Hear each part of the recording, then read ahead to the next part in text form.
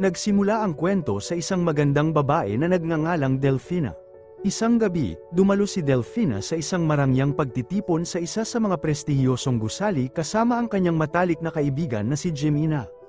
Doon ay nakilala ni Delfina ang isang lalaking nagngangalang Camille. Si Camille ay isang matagumpay at napakayamang negosyante. Sa kanilang pagkikita, nagsimulang magpakita si Camille ng interes kay Delfina na kapansin-pansing napakaganda noong gabing iyon. Gayunpaman, may asawa na si Delfina at mayroon siyang isang magandang anak na babae sa bahay. Ngunit dahil sa atensyon at panunuyo ni Camille, lalo pang naging malapit ang kanilang pag-uusap.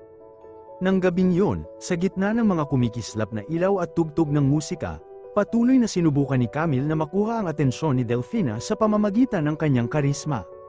Si Delfina, kahit alam niyang isa siyang asawa at ina, ay hindi maitanggi ang atraksyong ipinapakita ni Camille. Ang pagtitipon ng gabing yun ay naging higit pa sa isang ordinaryong pagkikita para kay Delfina. Ang pakikisalamuhan niya kay Camille ay nagdulot ng magulong damdamin sa kanyang puso at sinubak ang hangganan ng kanyang katapatan. Kamakailan lamang, ang relasyon ni Delfina sa kanyang asawa ay tila hindi na kasing harmonya gaya ng dati. Ang pagbabagong ito sa kanilang relasyon ay nagdulot kay Delfina ng matinding pagkabagot at pagkasawa sa kanyang buhay mag-asawa. Sa kabilang banda, nalilito rin ang kanyang asawa sa nagbago nitong pag-uugali at kilos. Gayunpaman, patuloy pa rin niyang sinusubukang maging mapagpasensya sa pagharap sa mga pagbabagong iyon. Upang mapunan ng kanyang mga araw, pinamamahalaan ni Delfina ang isang maliit na kumpanya sa larangan ng paglilimbag. Ang pagiging abala rito ang naging paraan niya upang makatakas sa pagkabagot sa buhay mag-asawa na unti-unting nararamdaman niya. Isang araw, nang umuwi si Delfina sa bahay, tila wala siyang pakialam sa kanyang asawa. Sa gitna ng malamig na kapaligiran ng kanilang tahanan, biglang tumunog ang kanyang telepono. Ang tumawag pala ay si Camille na nag-aanyaya sa kanyang magkita sila. Ang tawag ni Camille ay nagdulot ng matinding kaguluhan sa puso ni Delfina. Sa isang banda, naramdaman niya ang atraksyon at siglang ibinibigay sa kanya ni Camille, ngunit sa kabilang banda ay alam niya ang kanyang mga responsibilidad bilang asawa at ina. Nang gabing yun, nagkita sina Delfina at Camille. Naging seryoso ang kanilang pagkikita, kung saan tila may malaking plano si Camille na kinasasangkutan si Delfina.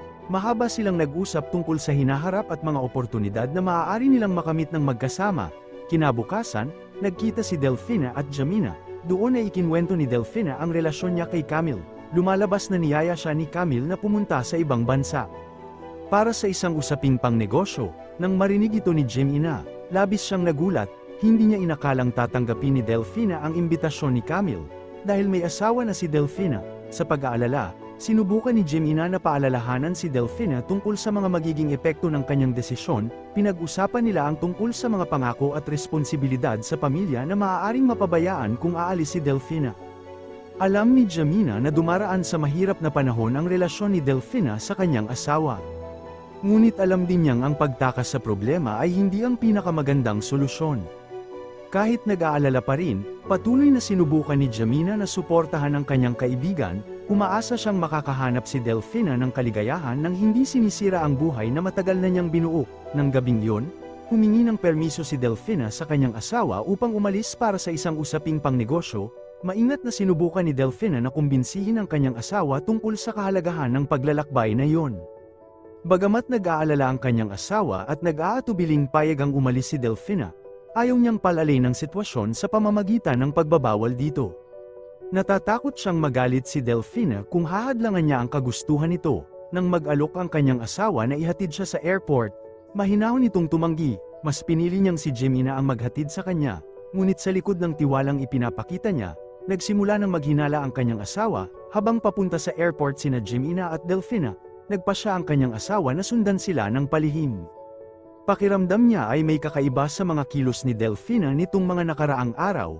Lalo pang nakumbinsi ang asawa ni Delfina na may itinatago ito. Lumalaki ang kanyang hinala kasabay ng kakaibang pag-uugali ni Delfina kumpara sa dati. Sa magulong damdamin, patuloy niya itong manatyagan hanggang sa pumasok si Delfina sa departure area. Sa kanyang puso, umaasa siyang mali ang kanyang hinala at ang paglalakbay ni Delfina ay tunay na para sa negosyo. Sa madaling salita, pagdating nila sa kanilang destinasyon, agad silang nagtungo sa isang marangyang hotel upang doon manatili. Nang gabing yun, walang pag-aalinlangan na tinanggap ni Delfina ang imbitasyon ni Camille para sa isang Maybar Pasreng na dati nang inayos. Ang Maybar Pasreng ay isinagawa ng buong sigla. Kinabukasan, ipinagpatuloy ni Delfina at Camille ang kanilang araw sa pamamagitan ng sabay na pagkain ng almusal sa restaurant ng hotel. Habang kumakain, nagtanong si Delfina ng isang bagay na nagpabago sa atmosphere. Tinanong niya si Camille tungkol sa sikreto nito kung bakit palagi itong tila napakalakas kapag Maybar Pasreng. Ang tanong na yon ay tila nakasakit sa damdamin ni Camille. Pakiramdam niya ay hindi direktang inaakusahan siya ni Delfina na gumagamit ng gamot, nasaktan at hindi naging komportable. Nagpasya si Camille na umalis dahil may mahalaga raw siyang usaping pang negosyo. Wala na lamang nagawa si Delfina kundi panoorin si Camille na umalis. Hindi naman niya intensyong saktan ang damdamin ni Camille. Ngunit ang hindi pagkakaunawaan na ito ay lumikha ng distansya sa pagitan nila. Matapos ang pangyayaring yun, hindi na bumalik si Camille sa hotel, lumipas ang oras at nagsimulang mag-alala at malungkot si Delfina. Iniisip niya kung ano talaga ang nangyari at kung saan nagpunta si Camille. Kinabukasan, nang bumalik si Camille, malaki na ang ipinagbago ng kanyang pakikitungo kay Delfina. Naging lubhang mapaghinala si Camille lalo na nang makita niyang kausap ni Delfina sa telepono si Jamina. Pakiramdam niya ay kailangan niyang malaman kung sino ang kausap ni Delfina. Ang pagbabago ng ugali ni Camille ay nagpagulo kay Delfina at nagsimula siyang hindi maging komportable. Mula noong insidenteng yon, nagsimulang lumamig ang kanilang relasyon, hindi na sila nagsasama gaya ng dati, kabilang na ang pagtigil sa Maybar Pasreng na dati ay naglalapit sa kanila. Ang patuloy na tumitinding tensyon ay humantong sa kanilang desisyong tapusin ng maaga ang paglalakbay at umuwi. Pagdating sa airport, sinalubong si Delfina ng kanyang asawa at anak. Nang aalis na si Camille, hindi man lamang siya lumingon kay Delfina, ang kanyang malamig at walang pakialam na kilos ay tila nagpapakitang hindi kailanman nagkaroon ng relasyon sa pagitan nila. Ngunit hindi natapos ang problema ni Delfina sa pagkikita lamang noong gabing yun. Ang kumpanyang matagal niyang binuo ng buong dedikasyon ay nasa bingit na ngayon ng pagkawasak. Si Delfina, na laging naiisip ang mga alaala nila ni Camille, ay nagsimulang mawala ng pokus sa pagpapatakbo ng kanyang negosyo. Nahulog siya sa isang siklo ng pagsisi sa kanyang mga empleyado, samantalang ang totoo ay siya mismo ang nagpabiya sa kumpanyang nagsisimula ng huminto sa pagtakbo.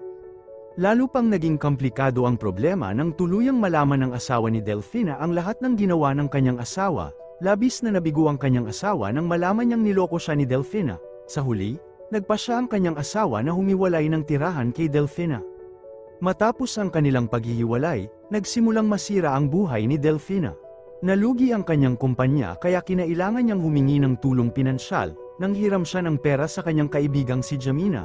Ngunit sa halip na gamitin ang pera upang iligtas ang kanyang negosyo, ginamit ni Delfina ang pera upang alagaan ang kanyang sarili at pagandahin ang kanyang hitsura upang muling makuha ang atensyon ni Camille. Matapos ang mahabang panahon na walang balita, biglang tumawag si Camille kay Delfina at niyaya siyang magkita. Muli silang nagsimulang ituloy ang kanilang relasyon at syempre ay hindi rin nakalimutang mag-Maybar Pasing.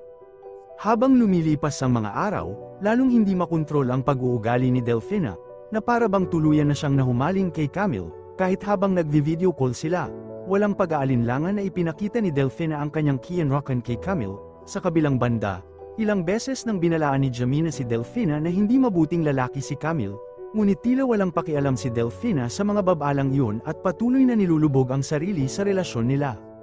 Isang araw, hindi inaasahang hiniling ni Camille kay Delfina na huwag muna siyang kontakin sa loob ng ilang panahon. Labis na nalungkot at nabigo si Delfina sa kahilingang iyon. Noon nagsimulang mapagtanto ni Delfina na hindi siya lubos na mahal ni Camille. Ang pagkakatantong ito ay nagdulot ng matinding lungkot at nagpaisip kay Delfina tungkol sa mga desisyong ginawa niya.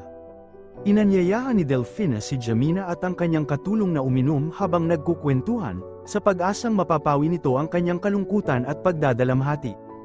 Ngunit hindi nagtagal, tumawag si Camille at niyaya siyang magkita. Agad na pinagbawalan ni Jamina si Delfina dahil kumbinsido siyang ginagamit lamang ni Camille ang kanyang kaibigan. Gayunpaman, hindi pa rin kayang makawala ni Delfina sa impluwensya ni Camille. Sa huli ay muli silang nagkita at muling nasangkot sa Maybar Pasreng, na nagbigay kay Delfina ng kaligayahan sa loob ng 1 minuto. Sa pagitan, ngunit hindi na nahimik si Jamina, agad siyang nagtungo kay Camille at hiniling na iwanan nito si Delfina. Pakiramdam ni Jamina ay nagbibigay lamang si Camille ng maling pag-asa at hindi iniisip ang damdamin ni Delfina. Pagkatapos ay pinuntahan ni Jamina si Delfina at nakiusap na agad itong lumayo kay Camille. Binigyang diin niya na hindi mabuting lalaki si Camille at sasaktan lamang niya si Delfina. Ngunit ang sagot ni Delfina ay nakasakit naman kay Jamina. Inakusahan ni Delfina si Jamina na naiinggit sa kanya dahil nakakalapit siya sa isang mayamang lalaki. Matapos ang pangyayaring yun, tuluyan ang nasira ang kanilang pagkakaibigan. Pakiramdam ni Delfina ay siya mismo ang nasa tamang posisyon. Sa madaling salita, tuluyan ang nasira ang buhay ni Delfina. Pakiramdam niya ay nalugmok siya sa pag-iisa, lalo na matapos siyang iwan ng kanyang asawa at anak. Sa huli, naramdaman ni Delfina na parabang iniwan na siya ng lahat ng taong dating nagmamalasakit sa kanya. At dito nagtatapos ang pelikula. At yan ang naging kwento ng pelikulang Place via Mate Rio. Kaya subukan ninyong isulat sa comment section kung ano ang masasabi ninyo tungkol sa tinalakay natin ngayon, at kung nagustuhan ninyo, huwag kalimutang mag-like. Ako si Judas the One, salamat sa panunood ng video at hanggang sa susunod.